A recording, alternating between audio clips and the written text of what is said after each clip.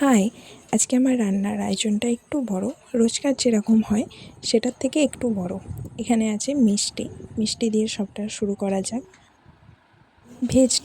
Veg ডালটাও আমার হয়ে গেছে। আর আগে তো শাকের তরকারি হয়েই গেছে। এটা হচ্ছে পায়েসটা আমি বসিয়ে দিয়েছি। পায়েসে এতটা ধোঁয়া উড়ে গেল, ভিডিওটা একটু ঝাপসা হয়ে গেল, সেই জন্য। ফার্স্ট যেটা লাগে সেটা হচ্ছে ভাত। পুরো 1 হাঁড়ি ভাত আমার রেডি হয়ে গেছে। আর পুরো রান্নার ভিডিও ক্লিপ নিইনি, কারণ নিলে ভিডিওটা অনেকটা লং হয়ে যেত, সেই জন্য অল্প একটু নিয়েছি। আর এখানে হচ্ছে মাছের ঝালটা আমি বসাবো। মাছটা ভাজা হয়ে গেছে, ঝালটা বসাবো। পায়েসটা আমার এখানে রেডি হয়ে গেছে। এবার মাছের ঝালটা আমি বসিয়ে দেব।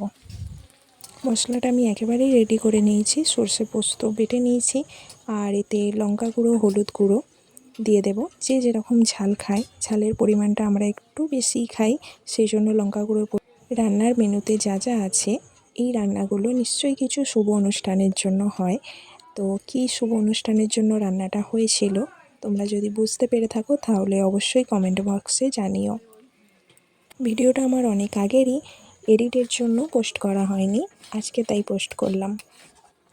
আর হচ্ছে চিংড়ি মাছ আলু দিয়ে পোস্ত, এটাই বাকি আছে। এটা হলেই আমার রান্না পুরো কমপ্লিট হয়ে যাবে। আমার মনে হয় প্রত্যেকটা বাচ্চারই চিংড়ি মাছ ফেভারিট। আমাদের বাড়ির বাচ্চারা তো প্রত্যেকেই চিংড়ি মাছ ভীষণভাবে পছন্দ করে। মানে খুব কম বাচ্চাই আছে যারা চিংড়ি মাছ খায় না। তো আমার এখানে মাছের ঝাল রেডি হয়ে গেছে। এটা ছিল ভেটকি মাছ, আর এখানে চিংড়ি মাছটা ভেজে নিচ্ছি, তারপরে তরকারিটা আমি বসিয়ে দেব। এখানে আমার থালাগুলো পুরো রেডি হয়ে গেছে। যেহেতু এত সুন্দর সুন্দর রান্না, একটু তো ভালোভাবে সাজিয়ে দিতেই হয়, সেই জন্য আমার থালাগুলো পুরো রেডি, ধোয়া পরিষ্কার করে পাতা দেওয়া ওপরে।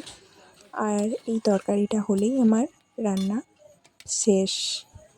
যদি ভালো লেগে থাকে আমার এই ভিডিওটা, তাহলে একটা প্লিজ শেয়ার করে দিও। আর কেমন লাগলো অবশ্যই কমেন্ট বক্সে জানিও। দেখা হচ্ছে আবার অন্য কোনো ভিডিওতে।